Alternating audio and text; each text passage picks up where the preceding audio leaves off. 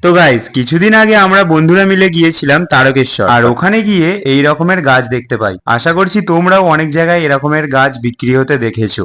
অনেক মেলাতেও কিন্তু এই রকমের গাছ বিক্রি হতে দেখা যায়। তো যাই হোক, এরকম গাছ আমার অনেক দিন থেকে কেনার ইচ্ছা ছিল, তো সেদিন তারকেশ্বর থেকে নিয়েছিলাম। বলেছিল যে দুদিনের মধ্যে এই গাছটা জলে রাখলে নাকি এরকম গাছ হয়ে যাবে। তো যাই হোক, দুদিনের জন্য রাখা যেতেই পারে, তার জন্য আমি নিয়ে এসেছিলাম। 30 টাকা দাম নিয়েছিল এইটুকু একটা বান্ডিলে। তারপরে বাড়ি আসার পর আমি কাপের মধ্যে গাছটা বসাচ্ছিলাম, মানে কাপে জল নিয়ে নিয়েছিলাম, তারপর বসিয়েছিলাম। তো দেখো, এরকম ভাবে বসিয়ে রেখেছিলাম। জানি না ঠিকঠাক ভাবে বসাতে পেরেছিলাম কিনা। তো দুদিন তো দূরের কথা, 5 দিন হয়ে গেছে, এখনো পর্যন্ত দেখতে পাচ্ছ গাছের কোনো অংশই ভালোভাবে চারায়নি। তো যাই হোক, কাপে একটু অসুবিধা হচ্ছিল, যার জন্য আমি এরকম বোতলে জল দিয়ে রেখেছিলাম। তো 5 দিন হয়ে গেল, এখনো গাছটার কিছুই এখনো চেঞ্জেস দেখতে পাচ্ছি না, সেই একই রকমের আছে। মনে তো হচ্ছে এবার পচে যাবে গাছ। তো আমি জানি না আমি গাছটা ঠিকঠাক ভাবে বসাতে পেরেছি কিনা।